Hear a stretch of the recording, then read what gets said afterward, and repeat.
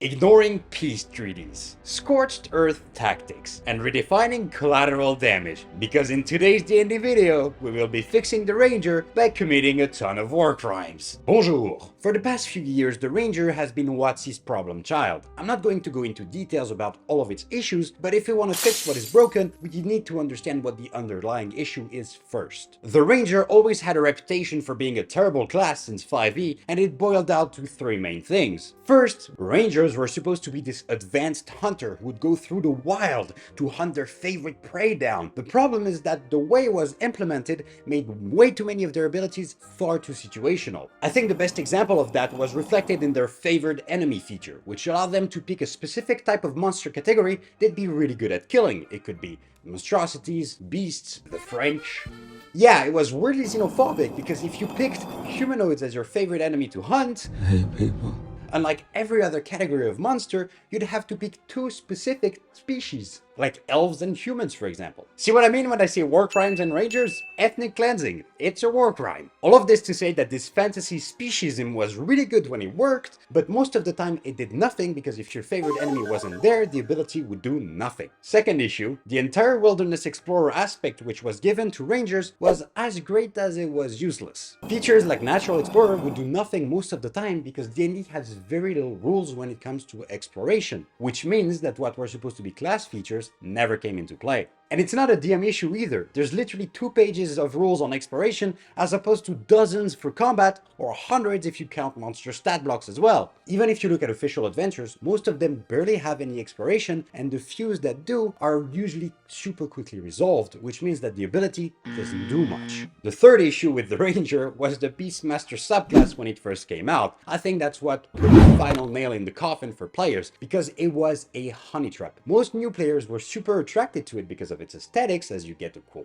pet, but then they realized that in battle, it's absolute trash. And then players wouldn't want to touch that class again, which is fair. Combine that with a lackluster spell list, and you end up with a very bad jack of all trades of a class. You're pretty bad at damage, you don't have great crowd control, you don't have very good utility either, you're just kinda shit at everything. Which is why I've decided to give them Fireball. Wait, no, that's for later, I'll finish the explanation first. To their credit, for all the negative feedback that they got, WotC tried to fix the Ranger twice. First time in Xanathar by introducing super strong subclasses, which would be absolutely broken if they were put into any other class, but they realized that just like giving steroids to a dying patient, it might make their muscle bigger, but it won't fix the underlying heart issue. And then Tasha's Cauldron of Everything came out, and I'd argue they mostly fixed the damage issue of the Ranger. So kudos to WotC, they actually listened to the community and tried to provide upgrades. But then 2024 rolls around, and in what is one of the worst marketing moves I've ever seen, Jeremy Crawford goes on record saying that they reworked the Ranger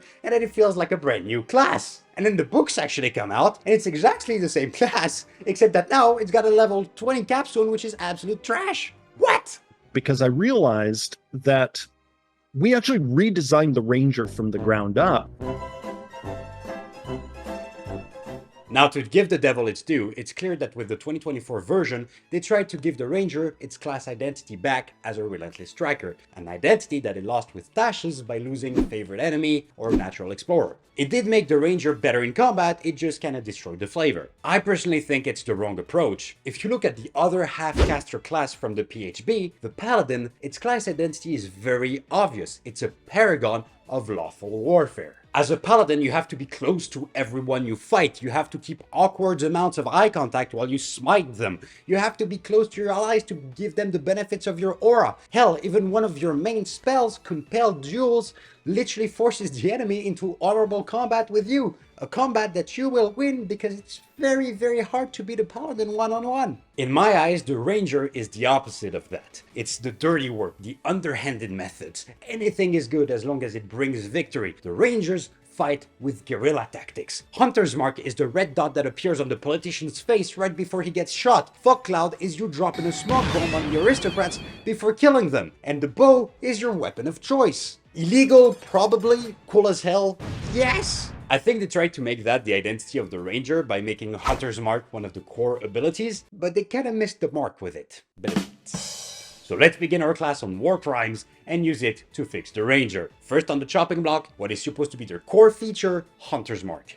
the entire community agrees that not removing concentration on Hunter's Mark was a mistake. Now the only question is, at what moment in the class progression should the concentration be lifted? By the way, if you think that the designer would not want to remove concentration, I beg to differ. I think they genuinely just didn't have enough time to work on the class, because if you look at the cleric, specifically the war cleric for example, they get the ability to remove concentration on many of their spells, such as spiritual weapon, which are way stronger than Hunter's Mark. Now the power difference makes sense, it's a class, not a subclass. But hell, even the Fey Wanderer, a ranger subclass, also gets the ability to cast spells without concentration. I genuinely think just one of the designers was very reticent to the idea of dropping concentration because they know the kind of shenanigans that can happen, but trust me, with Hunter's Mark, you'll be fine. So here's the thought process to know at which level to remove concentration. Monks get an increase in damage at level 10 with the increase to Flurry of Blows. Fighters at level 11 get an extra attack. Paladin, the other half-caster class, gets an increase in damage in the form of Radiant Strikes, which adds 1d8 to every single melee weapon attack they make at level 11. Hunter's Mark adds only 1d6, granted you can also apply it to ranged weapons, so sure, why not? So knowing all that, where do we put it? Level 10 is already pretty stacked for the Ranger, so we can't really put it there. Level 11 is a subclass level for Ranger, so we can't add an ability there. Level 12 is an ASI level, so you can't put it there either. At level 13, you could put it there to replace the ability that is currently there, but then it's way too late compared to other classes. Wait a minute! The Paladin at level 3 gets Channel Divinity, which is a class feature, but also their subclass. So clearly the design team is fine giving class abilities and subclass abilities at the same level. And if they're fine doing it for the Paladin, I'm more than fine doing it for the Ranger. So at level 11, on top of their subclass, our Ranger will get True Hunter's Mark. Whenever you start casting the Hunter's Mark spell, you can modify it so that it doesn't require concentration. If you do so, the spell's duration becomes 1 minute for that casting. I straight up copied the phrasing from the Fey Wanderer Fey Reinforcement feature. It works great here because Rangers can get Hunter's Mark casted for free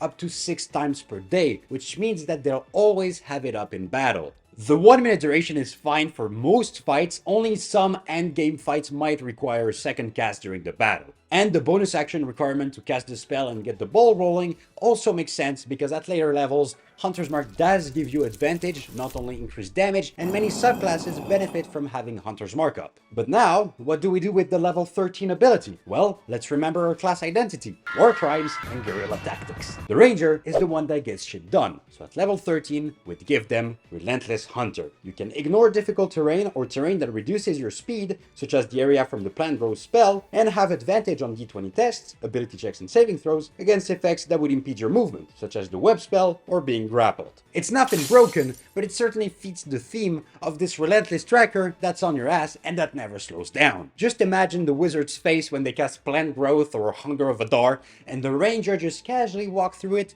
emerges on the other side blade at the ready, and just pokes them in the eye. Alright, and I think that fixes the Ranger. What's that? Right, the capstone ability at level 20.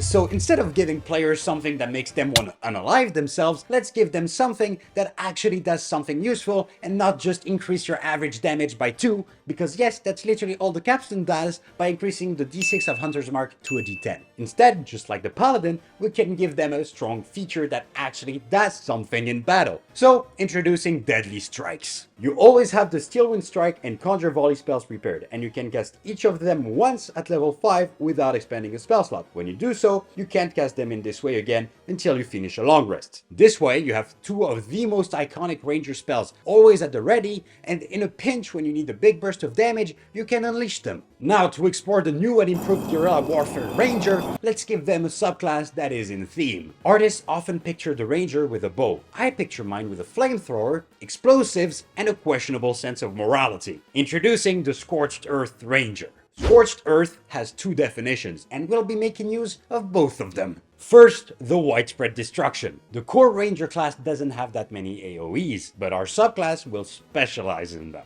We are trying to maximize property destruction and casualties here, so we will tinker with our spell list a little bit to add a little bit of spice. You spice? Spice it? Remember, spells added from your subclass don't count against your maximum number of Ranger spells prepared, meaning that you can always have those prepared on top of what you would normally have. They're freebies in a way. I wanted all the spells to fit the World War I theme, but more on that in a sec.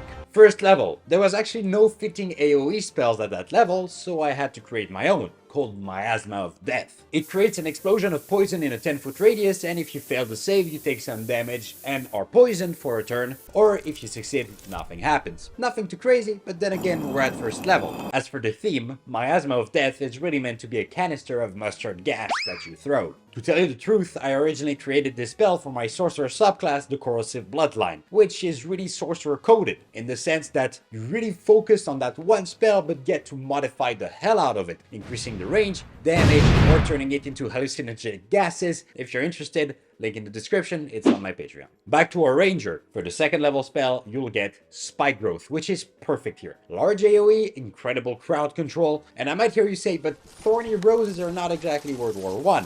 It's not roses, it's barbed wire that you throw on the battlefield. For our third level, we get the classic, nothing says Scorched Earth like a fireball.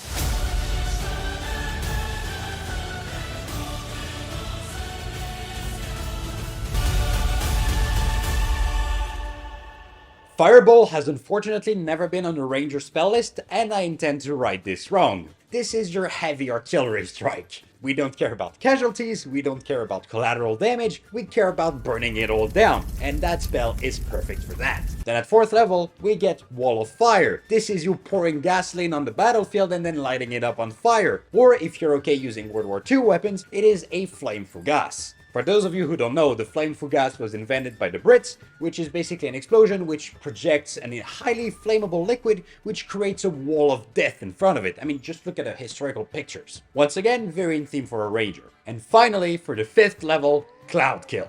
This is a massive AoE which ignores any sort of gas mass and rampages through the battlefield, which is incredible if you want to take care of a lot of mobs, which we do. And just from the description of the spell, which says that it is a yellow colored gas which sinks to the lowest point on the battlefield, this is very obviously meant to be mustard gas, which was made very legal by the Geneva Convention. But yeah, we'll worry about that later. Alright, so now that we have our spell list, time to hone in on the abilities. Much like a Gloomstalker gets stronger by being in the dark and being in their element, our ranger will be stronger by causing the most destruction possible. So we get Scorched Earth Policy as our first ability. It does two things. The first one is to attach explosives to our AoEs. Practically what this means is that when you cast an AoE spell, you can use your bonus action to detonate it. What that does is create an area of difficult terrain marked by the radius of the spell and also deal some fire damage equal to your proficiency bonus. It's not crazy damage, but the area control is great, especially because at later level, you'll get access to bigger and bigger AoEs. In addition, if the spell has a longer duration, such as Cloud Kill for example, you can use your bonus action on subsequent turns as well to detonate it again, increasing that fire damage and maintaining that difficult terrain. Now you understand why earlier I made it a point to drop concentration on the Hunter's Mark. Would you rather be concentrating on adding 1d6 damage to one enemy, or would you rather lit a bunch of enemies on fire and create difficult terrain? Tough decision. And it's not just for this subclass, by the way. Any ranger can benefit from having Hunter's Mark up, as well as conjure animals, for example. So that's the first half of our ability. The second half is called Toxic Munition. So according to Geneva, this falls under the prohibited weapons category. And it makes sense. It's a painful death. But then again, we're trying to win a war here. We're not trying to be lawful. Leave that stuff to the paladin. So now, once per turn, your hits also deal 1d4 acid damage, creating caustic wounds. And on top of that, you can force the target to make a constitution saving throw, and if they fail it, they get poisoned for a turn. As you know, poisoned gives them disadvantage on ability checks and attack rolls, which really enhances that unfair fighting style that our ranger is going for. Because this is something that you can do every turn, it is a constitution saving throws, which enemies tend to be good at, but if the enemy is within your Scorched Earth, meaning that you blasted them on a previous turn, they have disadvantage on the save,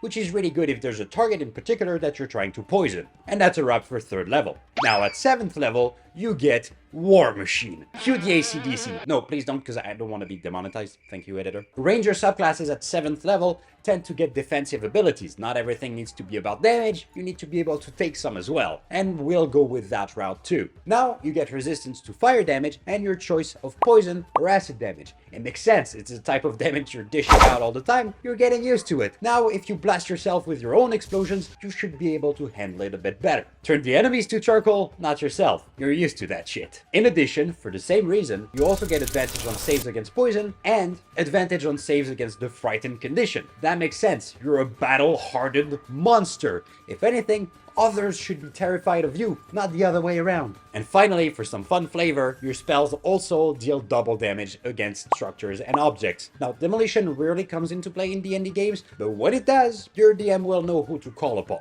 7th level ability is done, so now we move on to 11th level, Shell Shock. This ability is not meant to describe PTSD, but rather the actual shock that your enemies will feel when they're blasted by your explosions. For us common people, it's the same feeling as when you get clocked in the jaw real hard and you want to move your body but it's not really functioning super good. I mean, let me give you an example.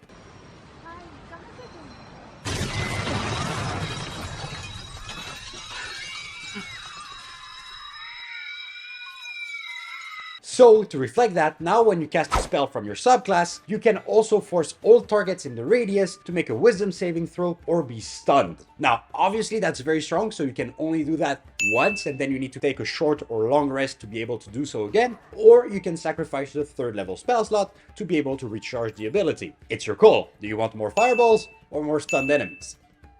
But now there is another problem that shows up. By that level, you've probably realized that this subclass has one big flaw. It is very bonus action heavy. You need your bonus action to be able to cast Hunter's Mark, and you need your bonus action to be able to detonate your spells and create Scorched Earth. That's where the first sentence of the Shell Shock ability comes into play. Now, with the same bonus action that you use to cast Hunter's Mark, you can also use it to detonate your Scorched Earth, freeing up your bonus action significantly. Fun fact, with the new spellcasting rules from 5.5e, because you cast Hunter's Mark not using a spell slot but rather a class ability, you can also use your action to cast an actual spell with a spell slot, such as Fireball. And if you think that's strong, yes, but it's well within the expected balance. If you look at the War Cleric, for example, they can do something way worse. They can cast Spirit Guardians with their Channel Divinity, not using a spell slot, and then use their bonus action, that's a middle finger, to be able to cast Spiritual Weapon, which is a ton of damage. And finally, what is probably my favorite ability, Indiscriminate Barrage at level 15. I thought about calling this one Increased Casualties. You'll see why in a sec. First, because our subclass is heavily reliant on spells, but the Ranger class itself doesn't offer that many spell slots, you can now cast each spell from your subclass once per day for free. If you can normally cast the spell, of course, so you don't end up casting Cloud Kill before 17th level. Let's think of balance for a bit. Those added spells will give you the fuel you need for those longer high-level fights. Secondly, the juicy part that made me laugh like a maniac while I was writing the ability, you get the ability to double the diameter of all of your AoE spells. So double the radius of your fireball, or double the length of your wall of fire. Fun stuff. The reasoning is that at high level, the damage from Fireball, for example, tends to fall off, but by doubling the radius because of Scorched Earth, it becomes a very interesting way of applying massive crowd control with the difficult terrain. And as a bonus, if you do double the radius, you are immune to the effect of your own spell. So yeah, at that level, you quite literally become Death from Puss in Boots, where you can raise a wall of fire,